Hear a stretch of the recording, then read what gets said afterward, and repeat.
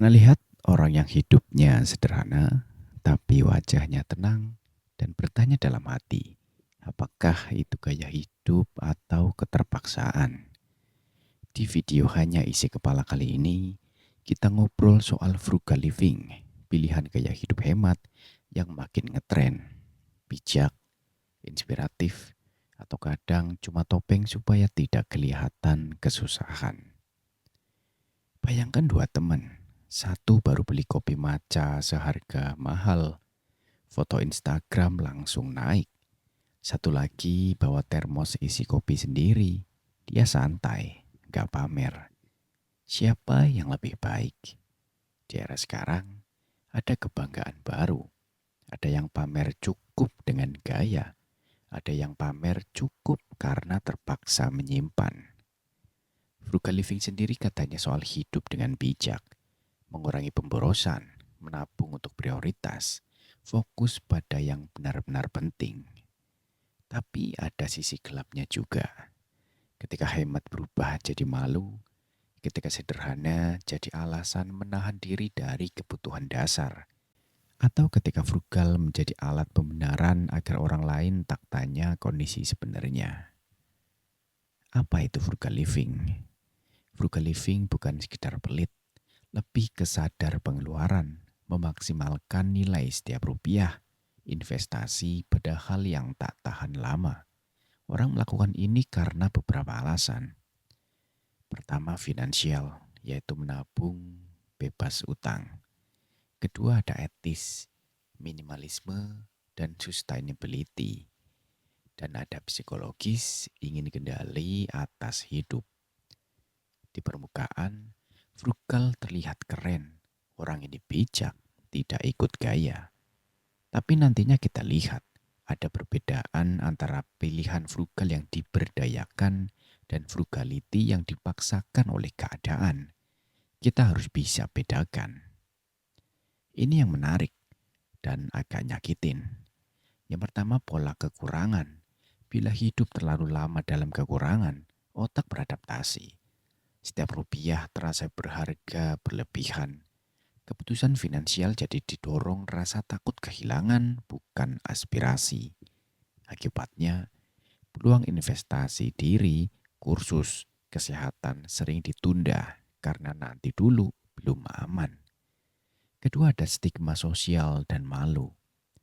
Kalau keluarga atau lingkungan menilai pauper lebih buruk, seseorang akan memaksakan frugal bukan dari pilihan, tapi untuk menutup rasa malu. Bukannya memilih hidup sederhana karena nilai, melainkan karena takut dicap miskin. Yang ketiga, rasionalisasi dan moralizing. Frugal bisa jadi moral bad ge. Aku hemat, kamu boros.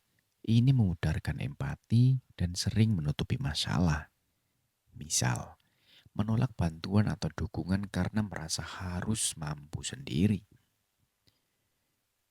Kemudian ada frugal sebagai kontrol ego. Ketika hidup tak banyak yang bisa dikontrol, cara menghemat bisa menjadi bentuk kontrol diri yang terasa aman sampai batasnya berubah jadi obsesi. Intinya, frugal yang sehat memberi ruang, frugal yang terpaksa mempersempit hidup. Ini ada beberapa contoh gampang. Ada frugal pilihan, yaitu menolak langganan streaming karena lebih suka baca buku. Hasilnya, lebih banyak waktu berkualitas, senyumnya tenang, bukan tertekan.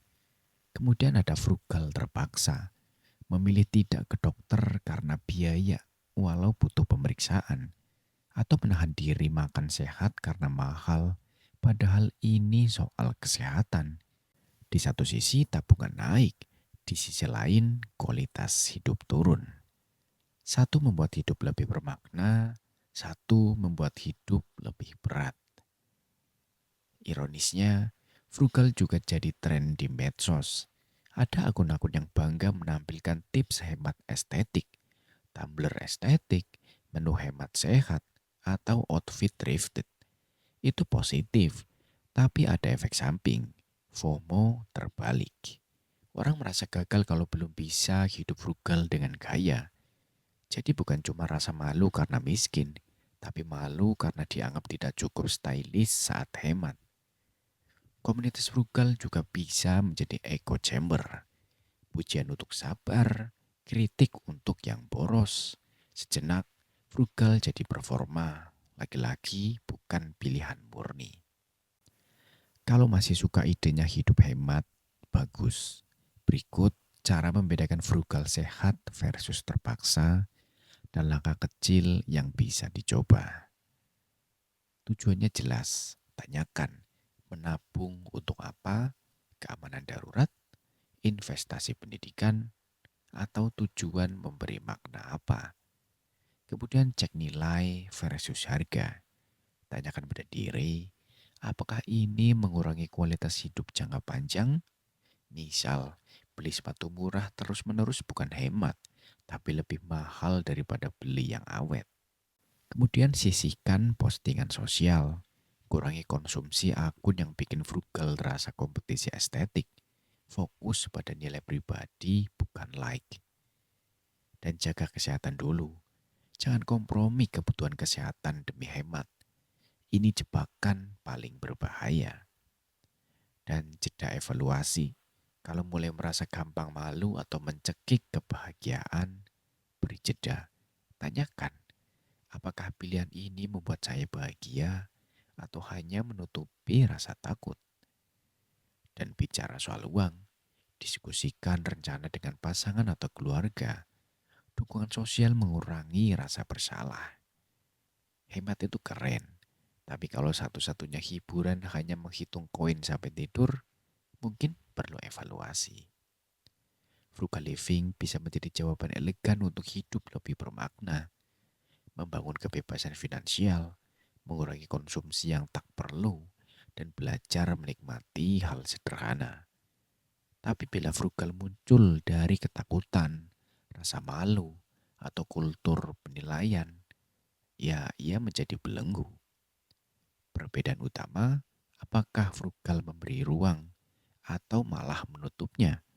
Kalau memberi ruang, itu pilihan. Kalau menutupnya, itu peringatan. Kalau malam ini pikiran bilang, sepertinya aku harus lebih hemat.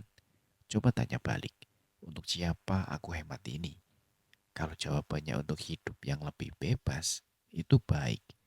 Kalau jawabannya supaya orang lain tidak tahu susahku, mungkin ada yang perlu dibenahi lebih dulu.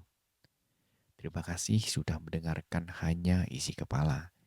Sampai ketemu di obrolan berikutnya, mungkin tentang cara menabung tanpa bikin hidup terasa murung. Kalau mau, sebut saja. Dan skripnya akan siap, jaga diri ya.